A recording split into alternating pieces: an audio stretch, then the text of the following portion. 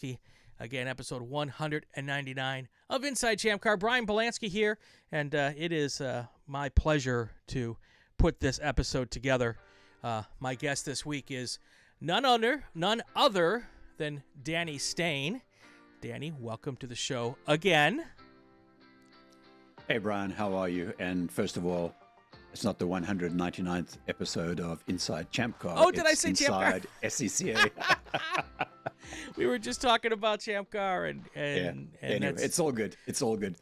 The sign in the background kept us focused on what we were doing. Yeah. Everybody knows I do both shows, but and I'm excited about this show. So yeah, episode 199. That's pretty impressive, my friend. You. From nothing to this, you've interviewed such a vast array of characters and personalities inside the SCCA. It's quite an achievement. Well done. Well done. Thank you. And I love doing it, and I'm particularly excited about this show because we left the Runoffs, and I wasn't sure I'd get to do this show. So since then we've all gotten a chance to catch back up, and all of that is good. But the reason for that is you had a pretty big shunt at the Runoffs this year. During qualifying, you and Jim Drago and Chuck Matutis were all involved in a really big wreck. At the exit of the kink, between the kink and Canada corner, it was a really hard hit. Both you and, you were was it Jim that was immediately airlifted out, and then you went to a hospital and then got airlifted? Is that how that worked? No, I don't think the order's important, but I was airlifted out. Chuck and Jim were taken to hospital, I believe, in Sheboygan. Right, okay. And then from there, Jim was then airlifted to the same hospital that I was in, Frodert, sort of Trauma 1 Center, yep. Level 1 Trauma Center in Milwaukee itself. So I grew up in Wisconsin. Road America was my home track for many, many years. Frodert is an exceptional healthcare facility, and all of us who every bad sports injury, you get sent to Frodert when you're in high school. We always knew that would be the place where they would take folks from Road America, because you're right. It is. I think it is the closest and one of only a handful of Level 1 trauma centers in the state. So, where do we start today? I think you mentioned that we had an episode a little while back. Episode 110, more than a year ago. Yeah. And that was, sorry, I'm just scheduling a restart. I don't want this thing to restart in the middle of this. Oh, that's okay. When Windows got interested in restarting my computer. Oh, that would be our luck. So we had episode 110, and we discussed a lot of stuff. And it's quite frightening how foreshadowing that episode was. Yeah. We spoke about youngsters in the sport. We spoke about consequences. We spoke about flagtronics. We spoke about compartmentalizing danger and how close we were at any one time to the big one, but we would always shut it out of our mind. We discussed a lot of things. Yeah, we did. And I watched it again today in preparation for this, and I was going, how did we know this was going to happen? It's quite interesting that we discussed a lot of what happened at the Runoffs. Yeah, we did. And it's funny because I had a couple of episodes like that with several different people over the last year and a half or so. Maybe you should stop doing that. Well, but, it's a topic of conversation. We talk about it at the track. We have issues with, I think at that point in time, we might have been talking the green to checker program, I think was what they were trying to do. And it's a topic that hasn't really gone away. And it was never will. These are important topics, and exactly. They should be in the forefront of all of our conversations. So first of all, I'm extraordinarily happy that you're on the mend and well enough to be here with me tonight. So it's great, and your wife, I just met, Kim, is part of that whole process, and we all thank her for being there for you. You said keeping you in line. I think that's a full-time job, is my guess. But And we've got 49 people watching tonight. So if there's anybody who wants to ask a question, put it in the chat. Brad Childs says, "Great to see you, Danny."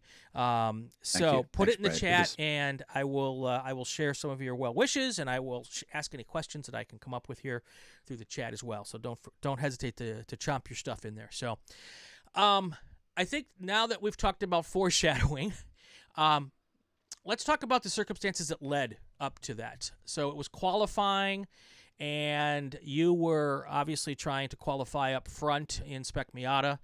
You're always one of the guys who we expect to see up at the front in the qualifying order, and usually for most of the race. And this was seemingly like any other qualifying session until it wasn't, right? Yes. If you don't mind, I'm going to give you first the abbreviated in story, and then go back into all the incredibly nuanced circumstances that stacked upon each other to create this scenario. Perfect. So I've qualified on pole for the last two runoffs at Virginia, and in quali 1 on I think it was the Tuesday. Sorry, qualification 1 in SM. Chuck and I got 3rd and 4th. It wasn't a particularly good lap, but I don't think many people had a great lap in it. So we felt that there was definitely a lot more in this. And so we got ourselves in a stand-up position a few seconds behind a group of people. We don't like being on other people's bumpers. We do like getting a slight sniff from the guys ahead, and either Chuck's pushing or I'm pushing. But this is what we did. And started the lap at turn 8. Chuck pushed me all the way through the carousel. He pushed me through the kink. We've worked like this together. We're not scared of pushing through the kink. It works really well. We know it's risky, but we know what we're doing. We think we know what we're doing. And so we came through the kink full tilt, only to see a large cloud of dust. But the Flagtronics was showing green, so just trusted the Flagtronics. There was nobody waving yellows anywhere. Came to the right. The dust was very heavy on the left side of the track, lighter on the right, so I moved towards the lighter side. And as I came through the light stuff, I saw the bright yellow or greenish car of Ethan Jacobs ahead of me, very slow. And I was going to go in the back of him, so I swerved to avoid him. And at that point, unsighted, I suddenly saw Jim Drago stationary, and I went headfirst into Jim Drago. It was about 110 miles an hour, something like that, instant stop. Chuck, very fortunately, saw me move at the last second, and he turned to the right, and he went to the back of Jacobs. Mm-hmm. Had he gone into the back of me and double-tapped me with Jim, chances are I wouldn't be here. So got very, very fortunate. So that's the short version of what happened. Let's go to the long version, because there are so many nuances that created this very unusual circumstance. Just remember, I've raced 520 races. Right. And I've had one big one. Prior so that's to 0.02% in terms of big ones. I've heard people saying, I'm rethinking about, should I race Spec Miata, should I race cars and get out of it? Dude, that percentage of an unusual big one where everything lines up is so far out there. It honestly doesn't concern me, and I cannot wait to get in behind the wheel of a car again. But let's talk about these circumstances. There were so many things that were new. For the first time, SCCA was going to use the start-finish line for qualifying just beyond the kink. They had a start-finish line at 11B, just on the other side of the kink. And the idea for this is very sensible. It gives us a short run into the, when we finish the lap, we don't have to go and do a 3 or 4 minute cool down lap, which just robs time out of the schedule. It worked very well at VIR, where they had the qualifying start-finish line up at the top of the back straight. Worked very well. And I understand the concept behind it was very good. But it's a dangerous part of the track. You have to be full tilt by turn 8 to either finish the lap or start a lap. And so you can't come out of it. And what made that worse was that we were running Flagtronics was mandated for the first time this year. A lot of people had run Flagtronics, but it was mandated for the actual race. And there were a lot of us that weren't exactly sure how the consequences of ignoring Flagtronics was going to happen. We'd been dealing with the 45 mile an hour virtual safety car. Right. And some people hadn't updated their versions and they had 35 mile an hour safety car. So there's a bit of nuance going on during test days. But we were full course yellow to turn 8. And the idea was that at turn 8, we'd be set free and we could go. But they ran full course yellow beyond turn 8. In fact, the flag stand after turn 8, the one beyond the bridge, was waving full course yellow. So you don't want to go full tilt when it's full course yellow. So we all of us burned another lap. So we burned half a lap to get there, and then we burned another half lap. We got a 20-minute qualifying session. Right. These are long laps. Yes, they are.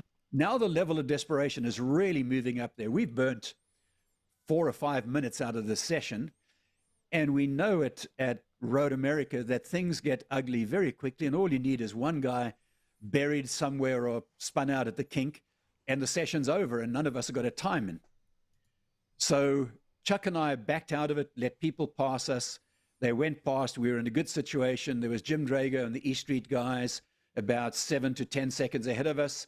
Then Ethan Jacobs, and I'm not sure exactly who he was with, but another fast guy, and then Chuck and myself. And we were perfectly situated, had Nick Leveroni and Frankie Barrosa behind us. So, everything was looking good.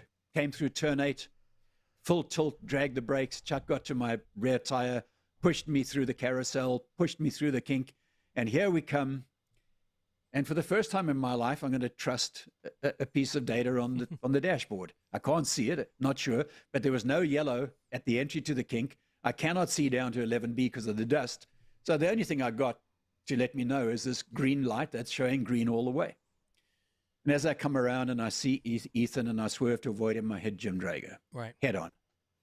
Just the most frightening crash. Interesting thing, and I mentioned this to Jim.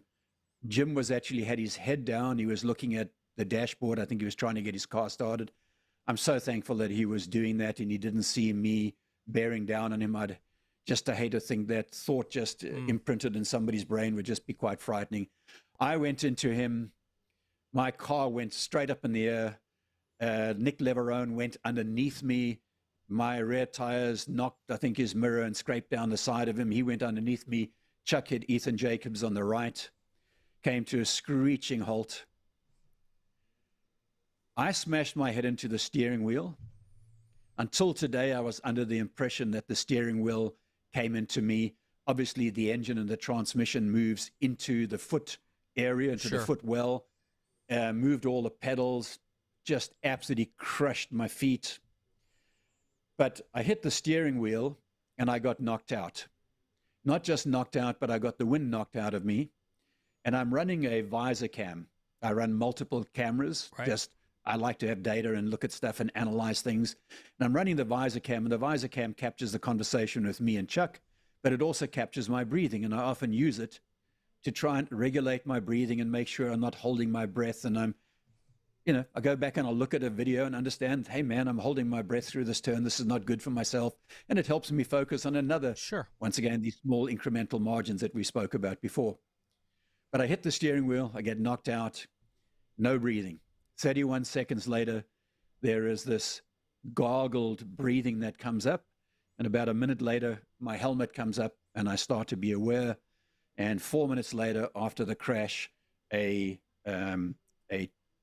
service personnel, rescue personnel, is at my car. The Flagtronics in the car, obviously, I've got the video recording, stayed green the entire time during the impact and for 14 seconds after the impact. It never went yellow. It only went red. Right. So it never, for whatever reason, the flag stands didn't get it. And once again, I'm not blaming anybody. Sure. There was dust. It was an unusual circumstance, but it never showed yellow. It just went red 14 seconds afterwards. 4 minutes later, there's emergency personnel first. They hand me over to a paramedic. Paramedic asked me about my condition. I tell him I think I've broken both my legs. I think I've broken both my wrists. I think I've broken my sternum. probably my coccyx as well.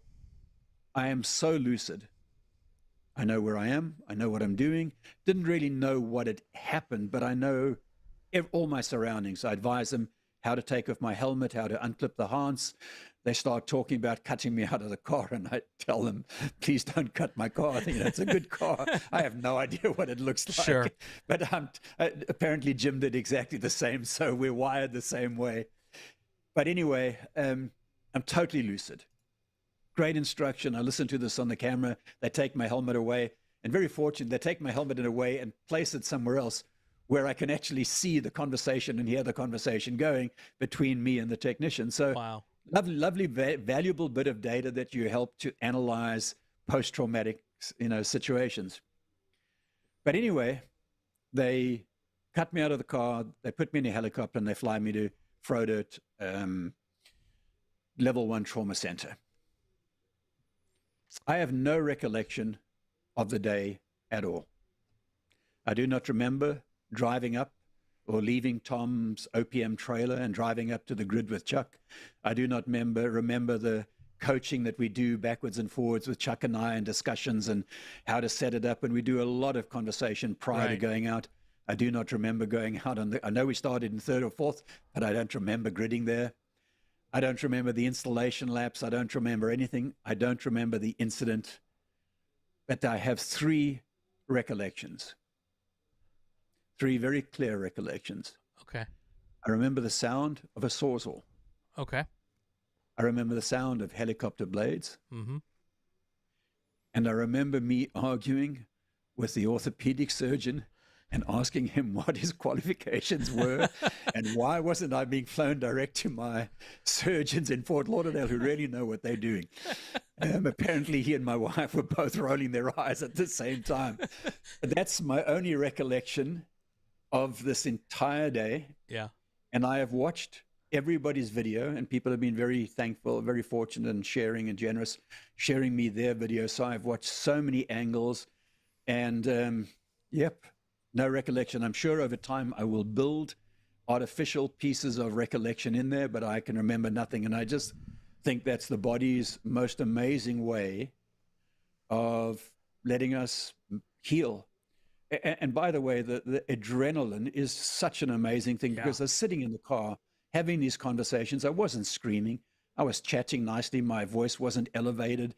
I knew I was in pain. I said my feet feel like they're on fire. I feel like people have got soldering irons shoving them through my feet. That's what it feels like. But not screaming, not shouting, not anything. Yeah. That all changed once I got to the hospital. That was a whole different story. Sure.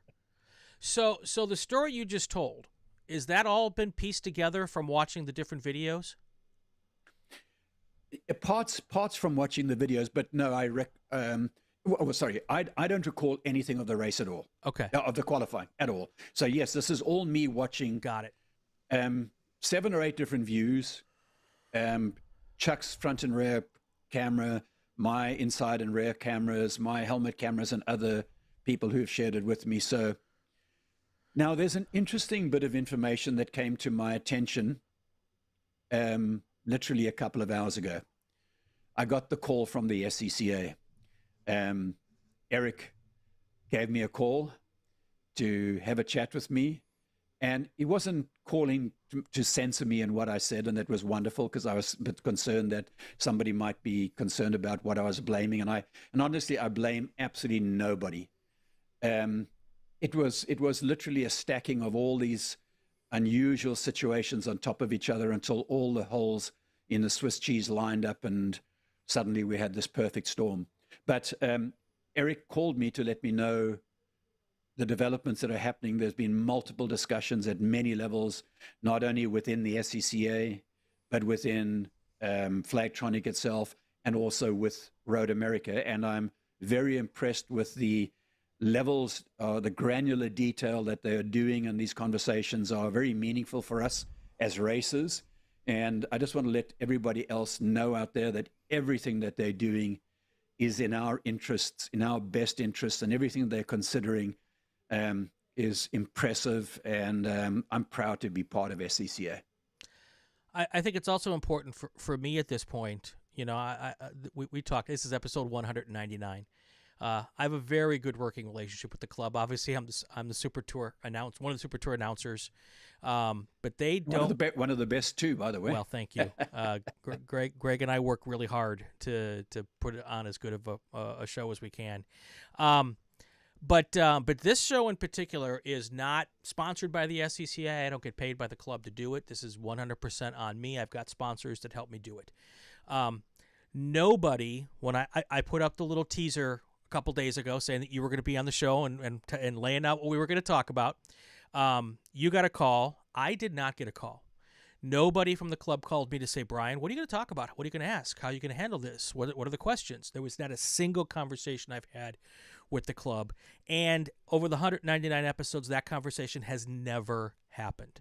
So, and that has always been something I've been very pleased with in how the club and I work together. So, and as you know, in many of the, let's call it more pro series, the amount of control of dialogue, of posts, of social media, it's frightening what they try and control. So it's really lovely to see SCCA allowing us to be ourselves and be open and conversational. Well, and part of it is I've worked really hard to create the reputation that we can have conversations like this. They can be respectful, they can be constructive, and that we all want to learn, because I want to make sure that every single one of us goes home to our family after the end of the racing. And I know that is what the club wants as well. So all of what you just described comes from piecing together videos. But I do want to add one. Sorry to interrupt. Sure, no problem. But I started something mentioning about Eric Prill giving me a call to talk about developments. But his final piece of information was something that made me sit up and take notice. Okay. And go and look at my video. He has put together a frame by frame of my car and the impact with Jim, and the final frame of my inside car camera, which captures me sitting in the car and my hands on the steering wheel and shift and everything. In the impact, in the final part of the impact, and you can't tell, there's obviously this is happening at 30 frames a second, Sure. And this stuff's happening at 1 million frames a second. In my final frame, you can see the whole of my back on the steering wheel, away from the seat, and there does not appear to be a right belt attached to the harness or anything covering the back of the back of my back. So I've got a bit of data that I've got to dig in tomorrow and have a look at the car. Obviously, I don't have the car, but I'll get Mike Rossini to have a look at this. But that was something that I was unaware of. I know that Jim's car, one of his seat belts broke, and my video actually shows Jim almost out of the driver's side of the car. The door swung open, and Jim is moving outwards in that impact, which is frightening to watch.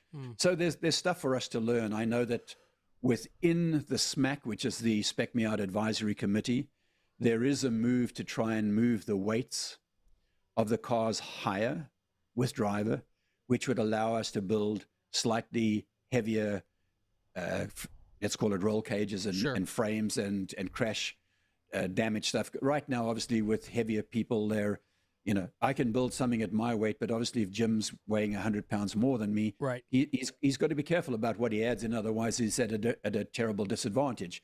So you can imagine that some of the heavier guys might be light. I don't know if they are, but if we all go up 50 pounds, it's just a little bit of wear and tear on the tires, but it gives us 50 pounds of extra safety in building cages. And I'm sure that this opinion that I'm sharing right now is probably not very popular because it means work for people and blah, blah, blah. But anyway, it's all in you have crashes like this and you learn. Right. The Hans came from a crash with Dale Earnhardt Jr. Yep. When you see that, after that, it was mandated. Yep. All of these things, it takes one of these events for you to realize there's something that could be done that would make it better. Right. So just to go back, so the right shoulder strap either slipped off or broke. And you can't tell if I bounced back and came off and then it went off. Right, okay. There's a huge amount of impact. It's filming at 29 frames a second. Right. And there's a lot happening with that impact that you can't really tell. Just the final frame, you can see me on the steering wheel with nothing over my back. So we don't know if it broke, if it's still attached, although they did, this is interesting, they cut the back of my seat off. Okay. to get me out. Right. And I think the reason for that was that they couldn't pull me out upright because of the amount of intrusion of the bodywork into the car. So they might have had to pull me out at an angle, and so they cut the back of the seat off. So who knows if the belt was cut or whatever. We'll find. I'm hoping that we'll find out if something happened. Unfortunately, my visor cam obviously doesn't show that view. Right. So, before we dig deeper, you've gone back and watched all this video. Yes. I know a lot of drivers who've been in a wreck like this who didn't want to look at the video. Sure. Totally understand that. It's not easy. I've shown it to people and they walked away. I've shown it to people and people have cried or got ill. I'm just that guy that wants to learn. Yeah. If there's a learning opportunity, I'm studying it. I've watched this stuff close to 100 times. Sure. I hold nobody harmless. I want to commend all of the people involved because I've never seen a piece of this video on the internet yet. It shouldn't be there. It's not. And it's not in I'm the happy interest that of it's our not. sport. Yeah, I'm happy that it's not. But in these days of everything being instant and all that kind of stuff, I'm very happily surprised that I've never seen the video. I made an error in my early days. I posted a video of me bumping into a guy and it's shooting him up over the wall at Watkins Glen, and the thing went viral instantly and had hundreds of thousands of views. And obviously with, monetization, I could have made a ton of money very quickly. Sure. But I realized it was the wrong thing and we took it down immediately. Yeah. Just for the sport to work, we need to be encouraging new blood. And new blood comes in the form of many different people, guys with huge balls and no brains, just like me. And it comes in with a lot of people that are very conservative and like running in the middle of the pack. It comes from a lot of parents bringing in their kids, and they have concerns about their children's, life. Mm-hmm. So you just don't want to show this kind of stuff to the world because it could chase away a lot of people. Yeah. Before we start to dig a little bit into a lot of different things here, can you run us through the laundry list of injuries and how are you feeling and how you're coming along?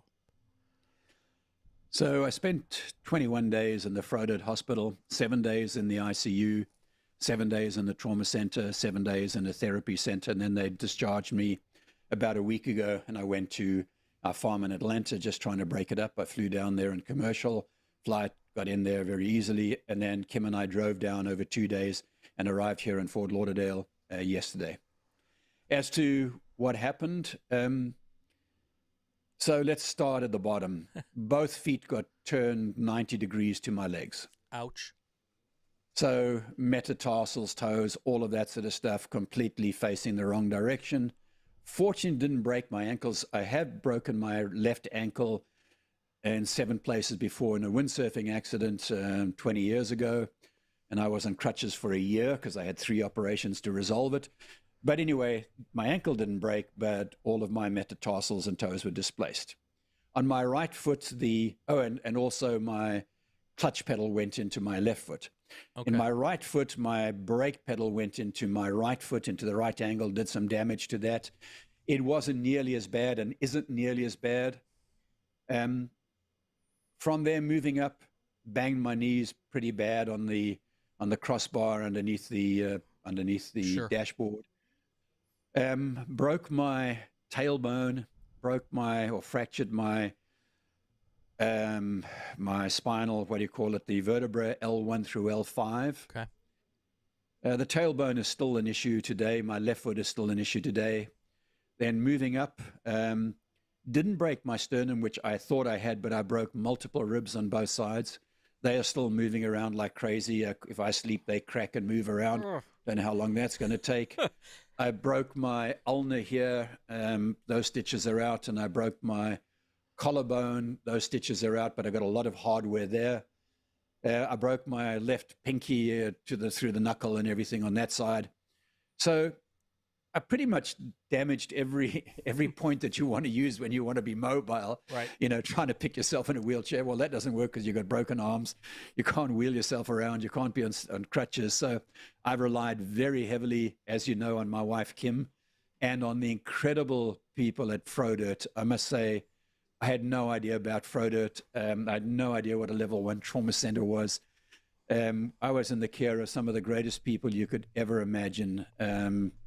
Made some very good friends there, especially in the therapy area. Just people that just good people that want to see you get better. Yeah. What's really interesting is that Jim Drager and I have had a fairly contentious relationship during racing. We're respectful of each other, but it hasn't always been easy. Of all the people, there's another small story to this big story. In July of this year, after the June sprints, Jim Drager went back to run the Cat Nationals. And in a practice day, they were running with SMX in the same group as SM. And he was following the Browns, and they were following an SMX guy through the carousel. And Jim just felt a little bit uneasy, and he backed off. And he came around the kink, and there was this dust storm. And he literally missed stationary cars by inches on the left-hand side of the track. And Jim sends me this video, and I write back to him, ouch, that was close. Yeah.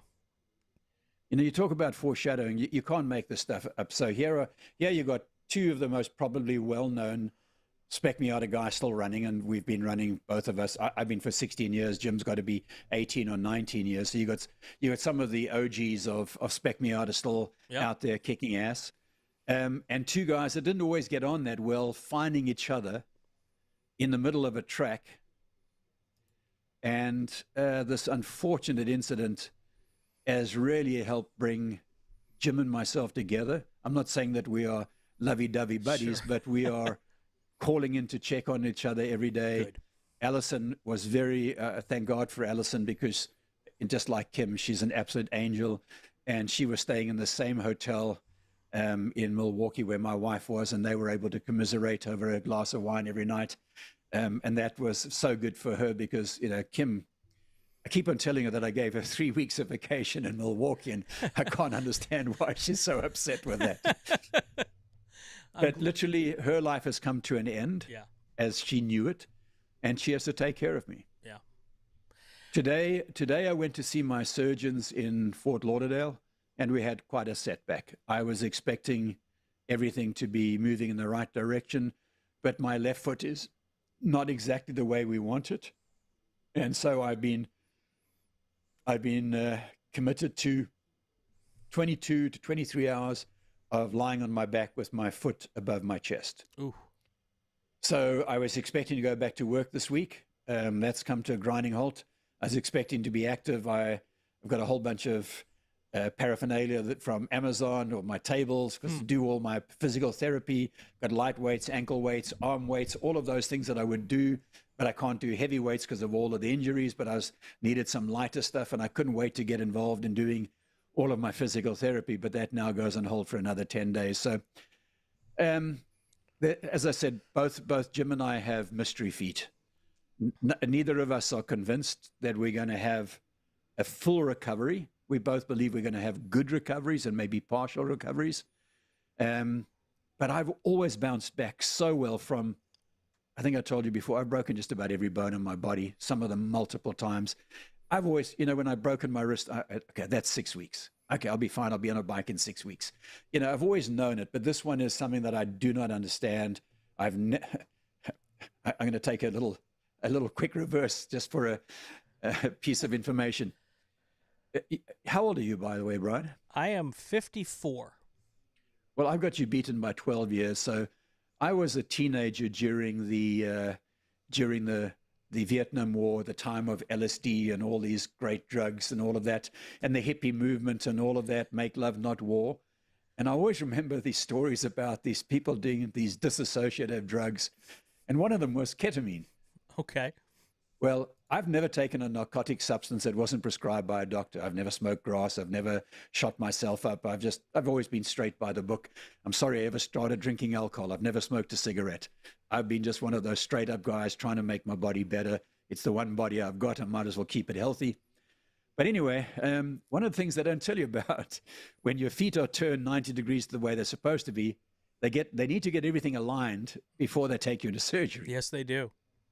So they give you the juice, the Uh-huh. ketamine trip. And I went on this.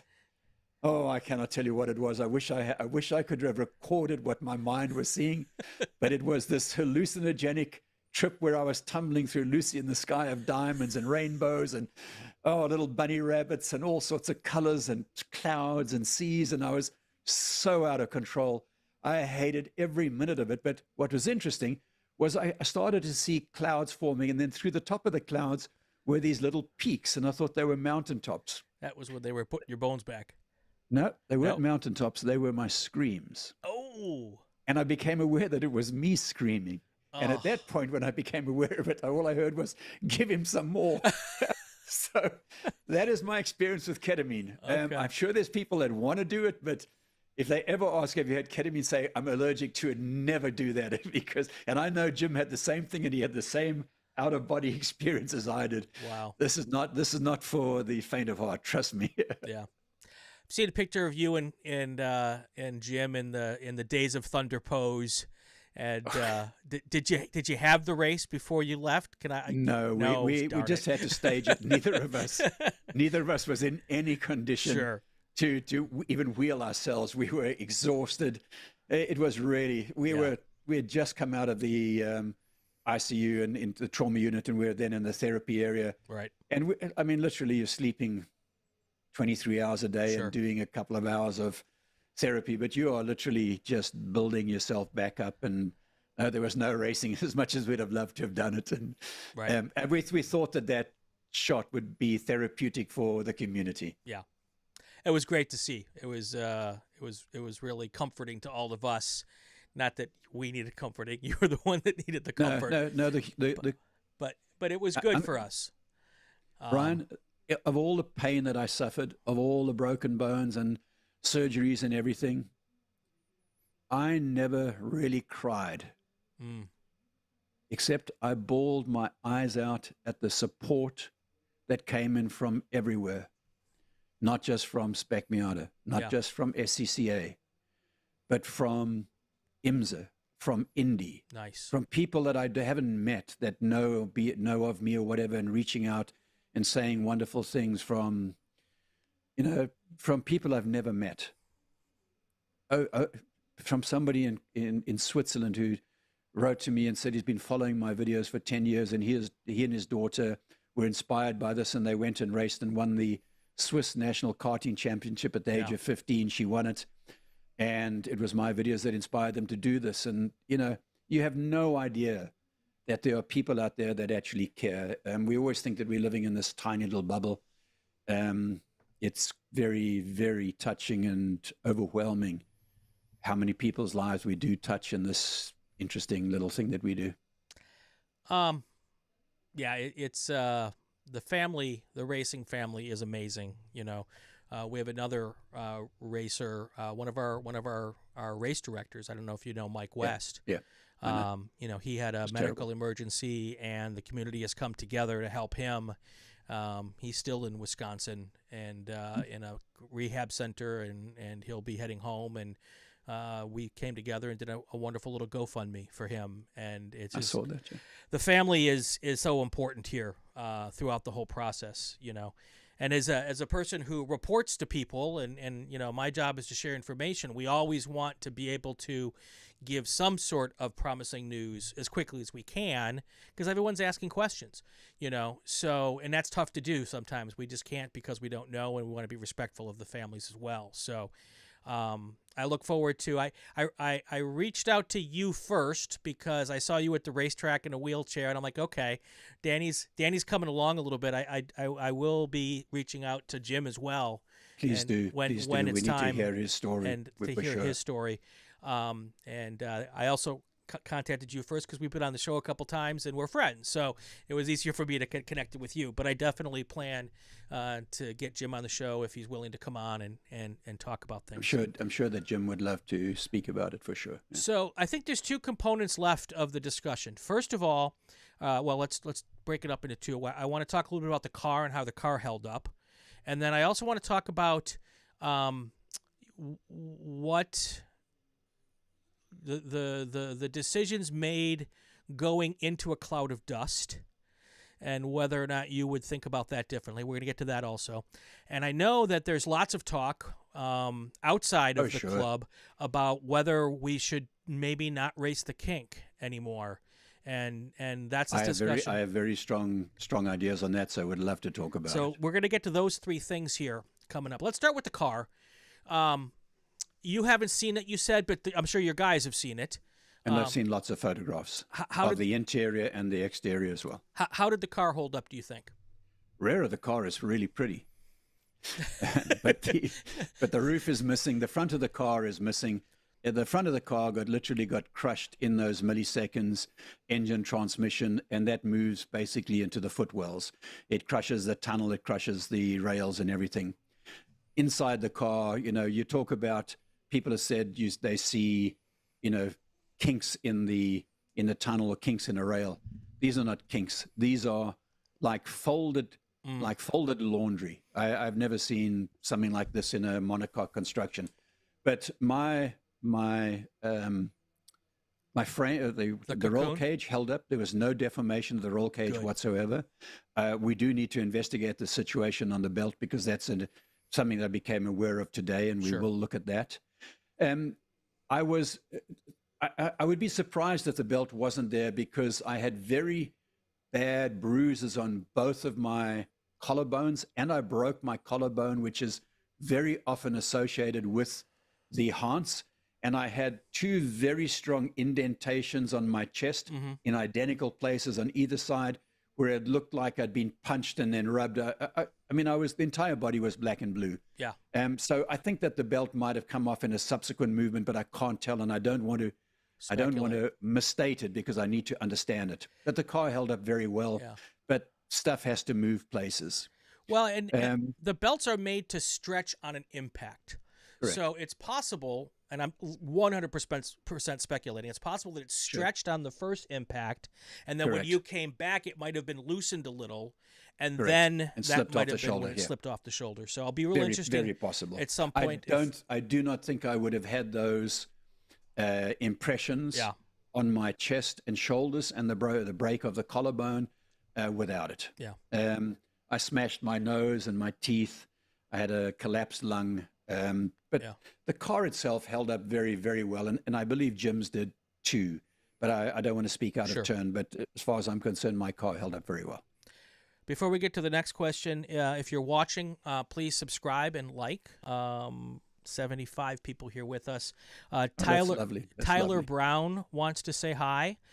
Ethan Goulart, the young man who won the champ. He's here. God, his dad has got to be so proud. He is. That is just so awesome. I'm so happy for the kid. I had two of the greatest races of my life with him at VIR this year. I came out on top both of them, but both times he got unlucky, and it's just so lovely to see him win. Just so epic. Yeah. Ethan says, nice to see you up and rolling. Can't wait to get you on the track again. Sarah Hankinson says hi. Spec me out of Barbie. I love you, girl. How are you? Gonzalo Aponte says hi. Brad Davis says hi. Your openness and honesty are incredible. Looking forward to seeing you again. Pepper Bow. And sorry, while we're talking about Pepper, I do need to say something. This community is incredible. When I first started out, and I think I mentioned this to you, two of my heroes were the Pombo brothers, Matt and Mark, and Pepe was very influential in my life and everything. And obviously Mark had a very bad accident at the Kink, not a Kink, at Turn 12 Canada Corner at Road America some time ago. But when I had my crash, Pepe reached out to me through his kids and through, I think, OPM, and reached out to me. And a week later, he was gone. Yeah. And it's just so tragic. What an amazing man, and what an influential man he was. And we are heartbroken. Yeah. Pepe was my instructor at my Road Atlanta Driver's School. You mentioned that, and he's still in the Apex. I never forgot that story. A long time ago. Yeah, I look forward to having his boys on in the next month or two. I'd like to do a little tribute to Pepe. Jillian Fichter Kevin Coulter. Great fan one. I don't know who it is, but he knows you well enough to say heal up, old man. So anyway, thank you all for being here. Like and subscribe.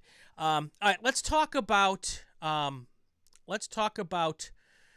decisions. You come around, you go through the kink, you see a cloud of dust. A lot of race car drivers would do exactly what you did.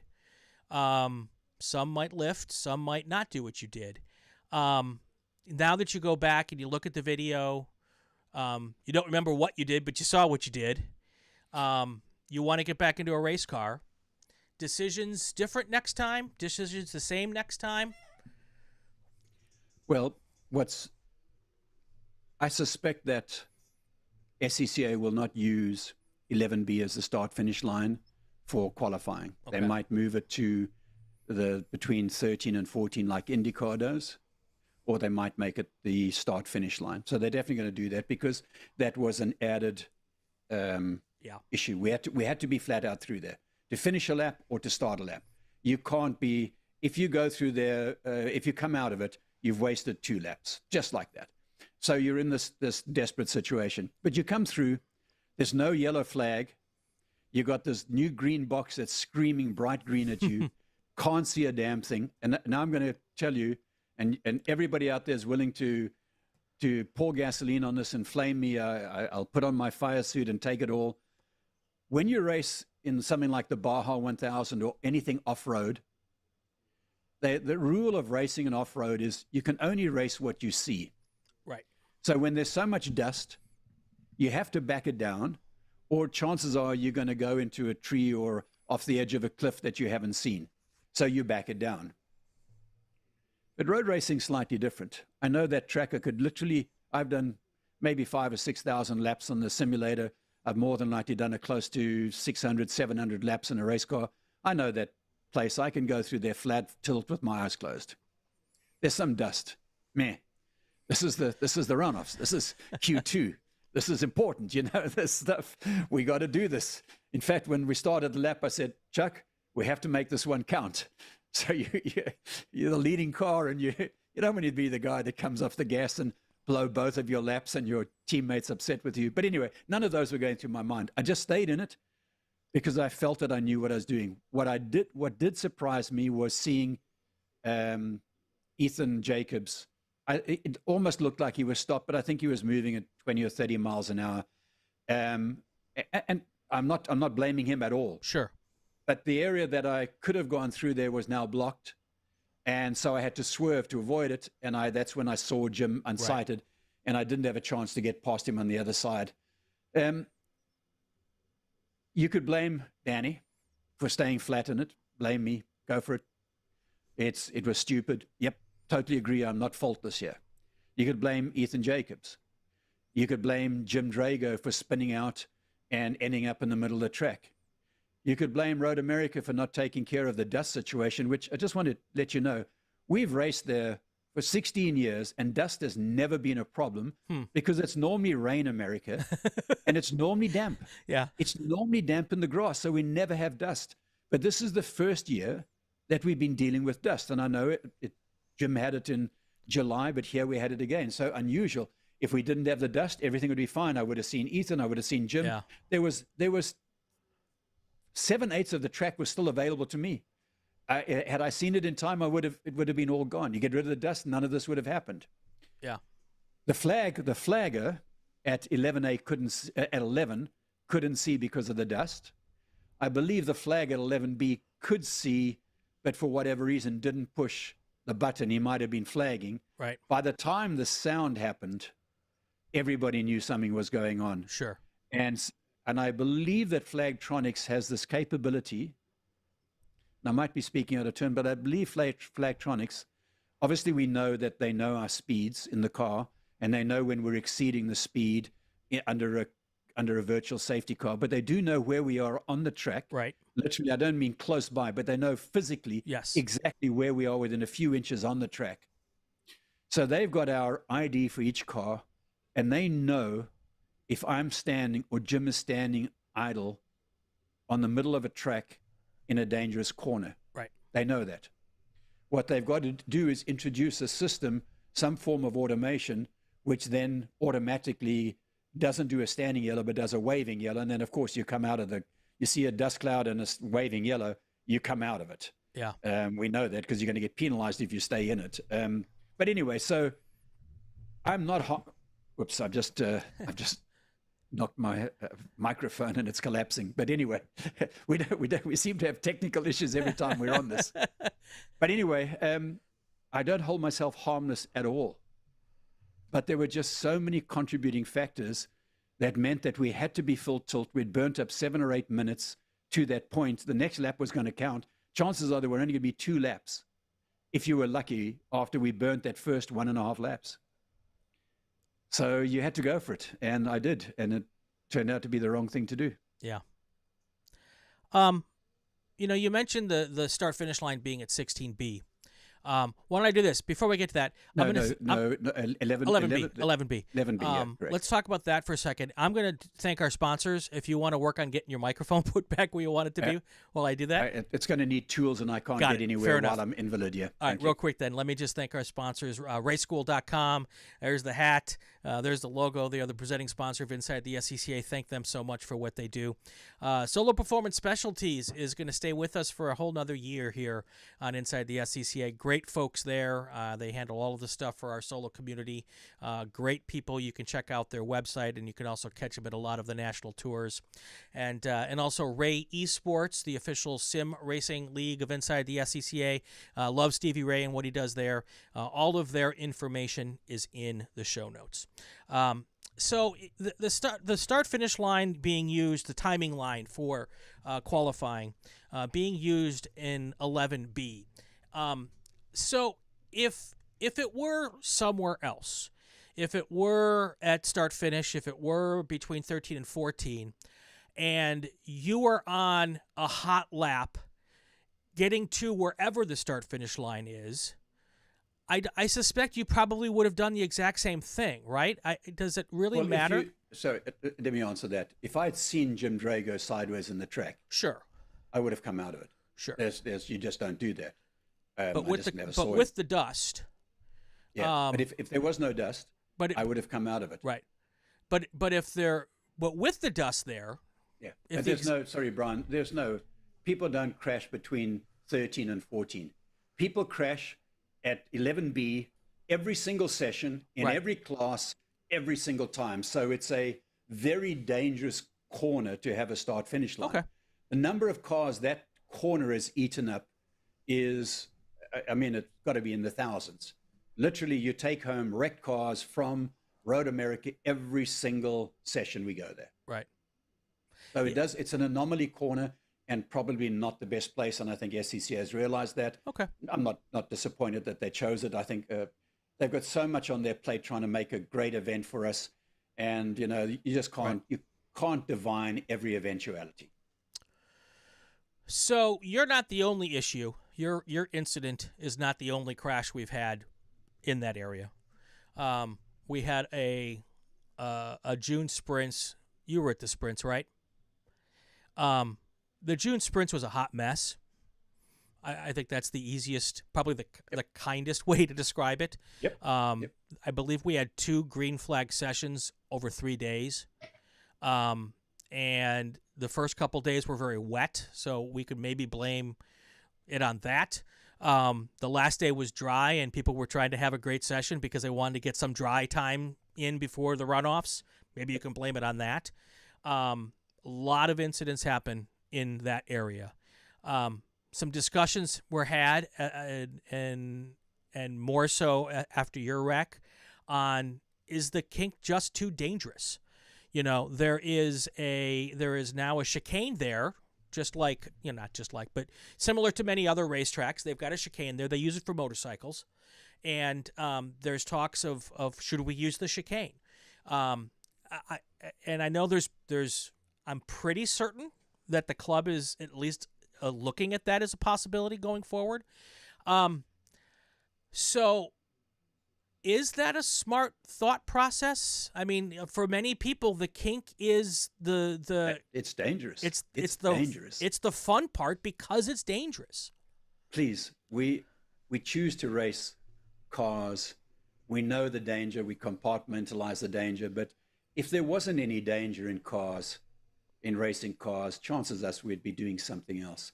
The type of people that are drawn to these kind of competitive events where you do put your life at risk, let's call them action sports or whatever, and I'm sure a lot of action sports people would be going, please don't call Spec Miata an action sport. It's a snooze fest. You know what I mean? Yeah. All these guys that are doing Rampage and all these freestyle motocross guys, those action heroes. But anyway, people that are drawn to this are drawn because it's dangerous.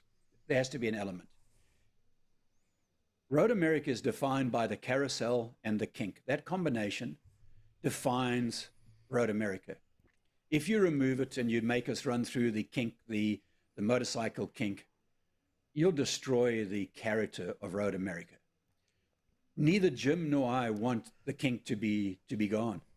I know that SCCA did do a survey amongst racers. I believe, I'm not speaking out of turn, but the overwhelming majority said keep the kink, which I'm really thrilled about. There was a minority that said remove it. And once again, I think that's kind of indicative. I don't want to say who people are or whatever, but Watkins Glen is a track surrounded by walls and Armco.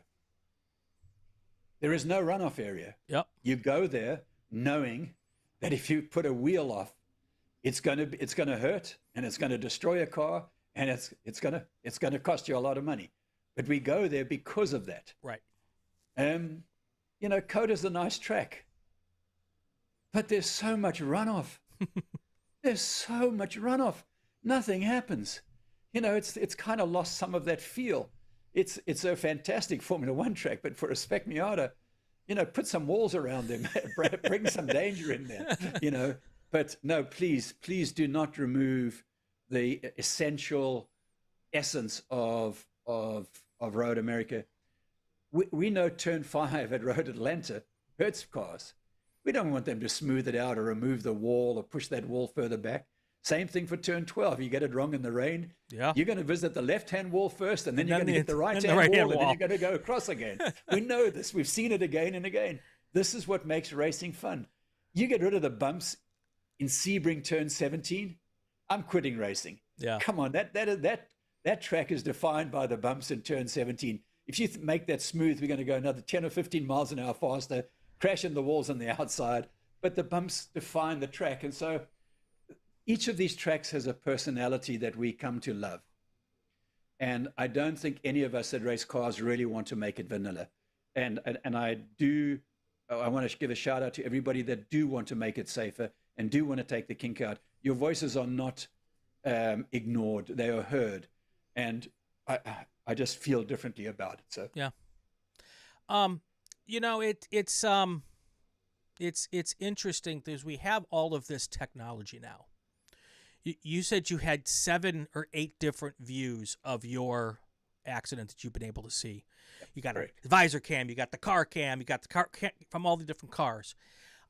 We talk a lot about these incidents now. There's social media. It gets out really fast. If something happens, back in the day, if something happened at Road America and you weren't at Road America, there's a damn good chance you'd never hear about it. Never hear about it. Never hear about it. And I'm not suggesting we should go backwards. I think all of the tools that you had at your disposal are an opportunity for learning for everybody who's involved, and I think that's fantastic. But is part of our knee-jerk reaction to all of these incidents the fact that the information is so instant and it's out there and we can talk about it really fast and there are no filters. I don't have to pick up the phone to call Danny. I can just chomp out something on my keyboard, And the most important thing is that we all have an opinion. Every one of us. Opinions are like buttholes. As we know, we might have not one finger on the tip of any of the facts, but we have an opinion already. Absolutely. And trust me, I've been on the receiving end of a lot of opinions, and I'm sure I will continue to be so, but I'm prepared to wear my heart on my sleeve and put it out there. I do think there is a bit of technology that we could introduce very quickly. And we actually mentioned it, not about introducing it in racing, but we're talking about consequences, the rules for consequences to be effective in terms of policing sports. they had to be fair, rapid.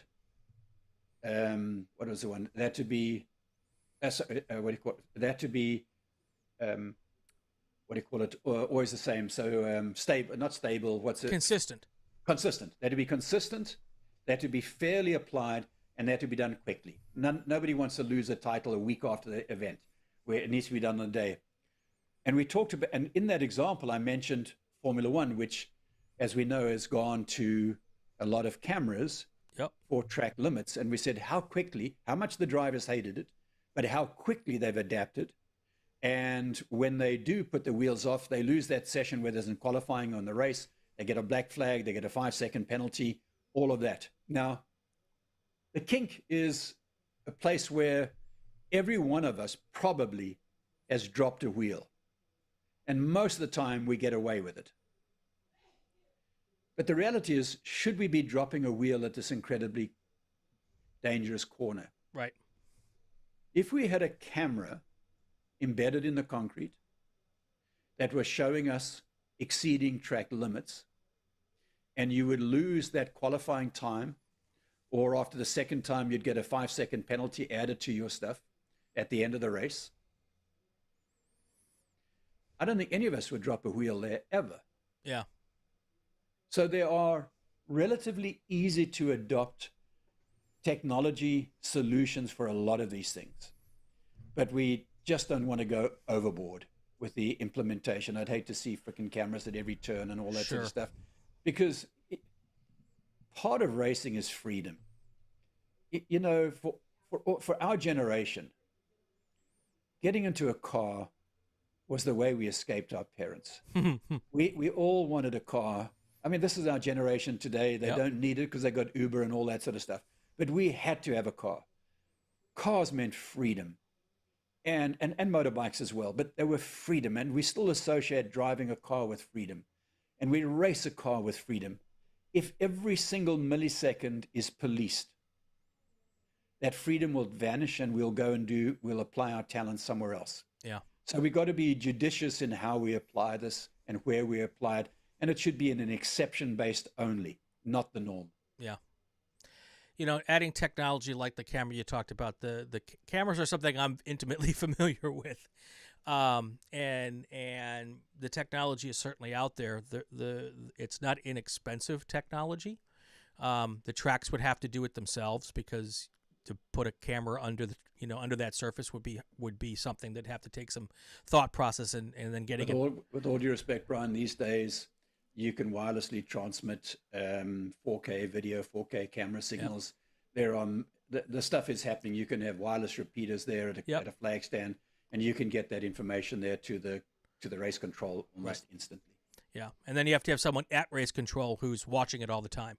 Or you make it automated, which was part of what I said. Yeah. You don't want to make race control responsible for being the policeman. You wanted an automated situation. This car number 39, spec me out of Danny Steyn, put his wheel over there twice. He gets a 10-second penalty. Yeah. Interesting thoughts. Anyway, I don't want to see the kink go, but I do want to see us behave a little bit more responsibly. Trust me, this is no reflection on Jim. Jim, just so you know, I put my wheel off and turn in the kink turn 11 quite a few times. Been very happy not to drive along the wall. I know that Chuck put it off there during the June sprints and the test day. Oh yeah, we've all done it. It's just part of staying flat through the kink. Takes some gonads. Yeah, and it takes adhesion ahead of ambition, not the other way around. But anyway, you need some adhesion, and if the adhesion's just not quite there because somebody put some dust or marbles down, sometimes you just have to track out, and that catches you off. And I don't know what led to Jim's getting into the dust. He might have spun long before and had nothing to do with putting a wheel off. I don't know how it happened. No, he did drop a wheel. There is some debate whether after he dropped the wheel, whether he got help. There is some debate I've heard, but I haven't seen any videos of it, so I have no opinion on that. But he spun. He was actually stopped approximately, this is the hard thing to accept, he was stopped dead for 7 seconds before I hit him. Yeah. That's not a good scenario. No, it's not. So there is a human aspect to this, whether it's the flagging, whatever. we're learning. We're all learning. We have an incident like this, and this teaches us something. I'm not blaming anybody. Right. Trust me, I love the SCCA. I love everything that they're doing. But there are some things that we learn from this, and they make us better.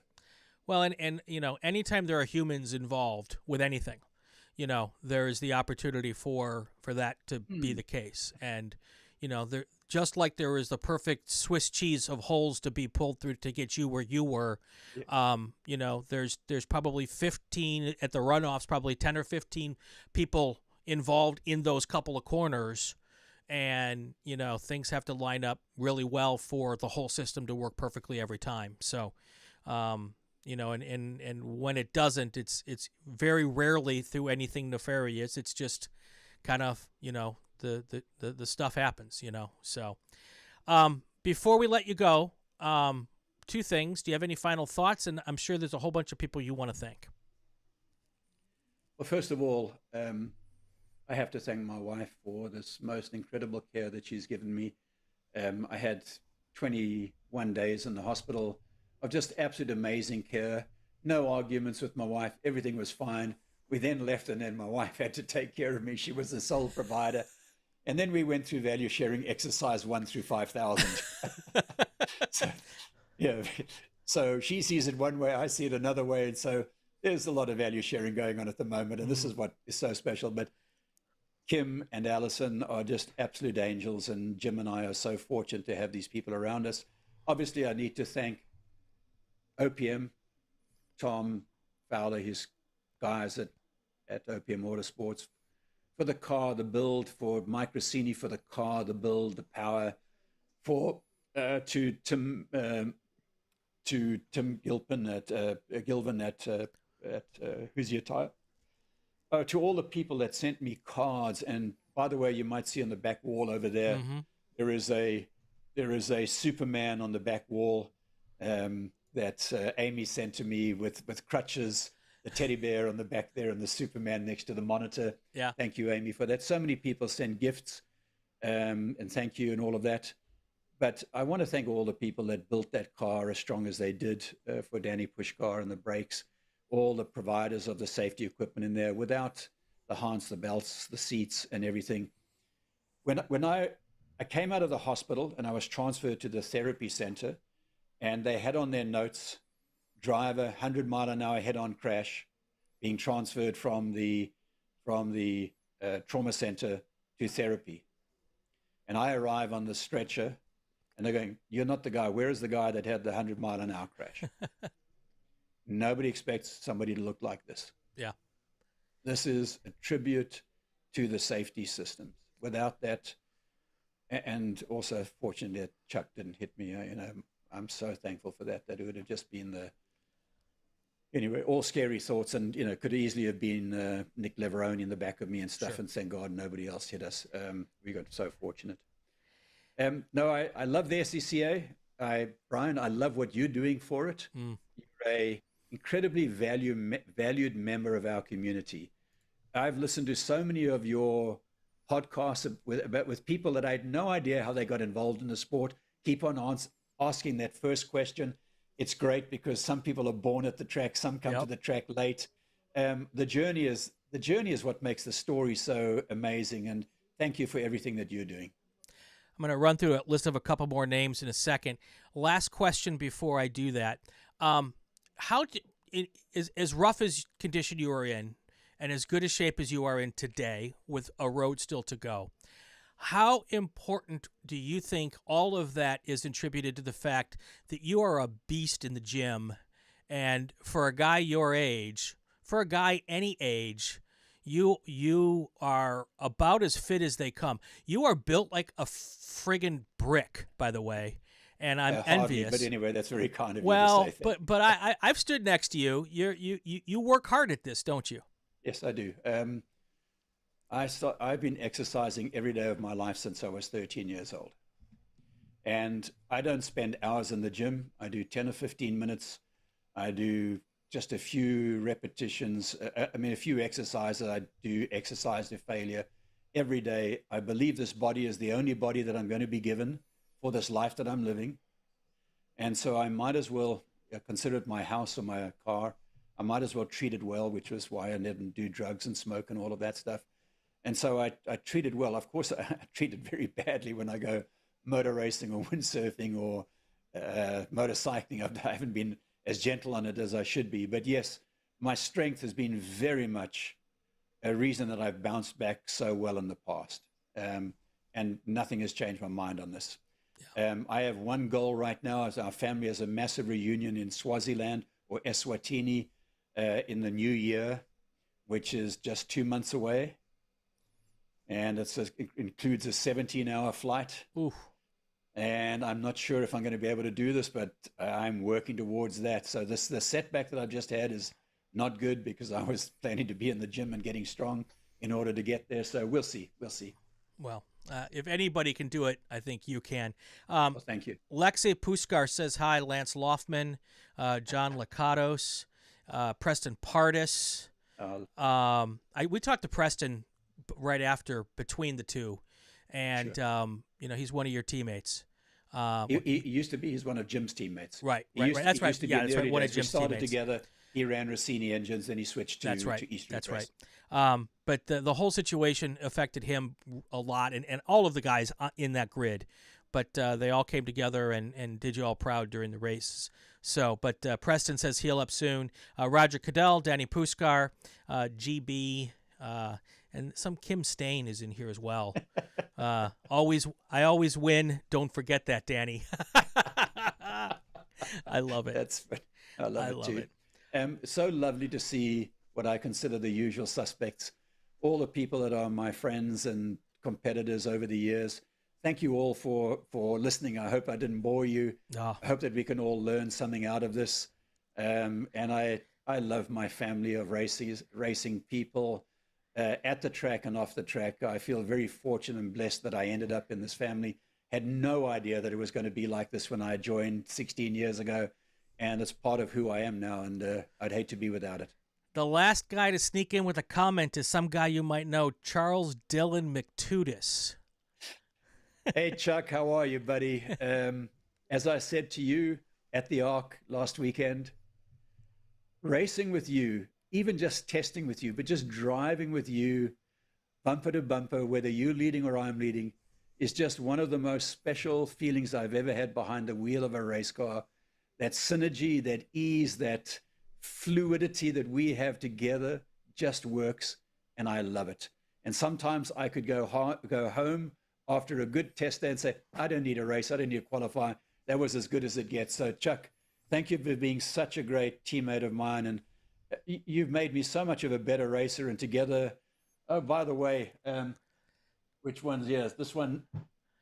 Yeah, there's two of them. To this one, last year I won all four. I won Super Touring Light and Majors and Super Touring and Majors and Who's Your Super Tour. I won 4 titles last year and got another 4 this year.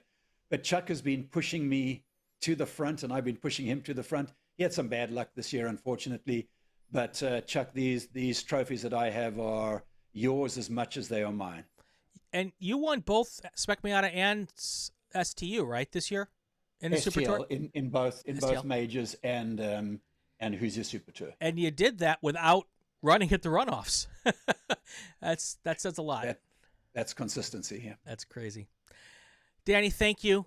I look forward to getting back with you at the racetrack, and keep working hard. And we're all really, really happy that I could. I'm very happy that I could have this discussion. I know a lot of people are happy that we've done it. Good luck with everything, and get to your family reunion. Ryan, thank you very much. And as I mentioned before, thank you for everything you do for us. And thank you to all of those that viewed and that will view this. I hope that there's a learning thing for all of us. Feel free to criticize what I do and how I did it, because I've never learned anything when somebody patted me on the back and said, nicely done. I've only learned something when people told me, you're an ass. What were you thinking? That's when I learned. So please feel free to go and kick me a new one if you need to. I'm trying my best, and I'm trying to learn every day and try and be slightly better at what I do. All right, that's going to do it for another episode of Inside the SCCA. If you like what you saw and you heard, like and subscribe to the RacingWire Podcast Network and the Racing Network on YouTube. New episodes every Wednesday, and then they come on the Podcast Network on Friday mornings. Have yourself a great weekend. You guys go play safe and go have fun with cars. Inside the SCCA is a presentation of the RacingWire Podcast Network and Rural 15 Productions. This podcast is not affiliated with, endorsed, or sponsored by the Sports Car Club of America. The views expressed within are those of the host and our guests and not that of the SCCA. I'm Dorsey Schrader, and when I'm on my way to a race, I'll listen to the SCCA podcast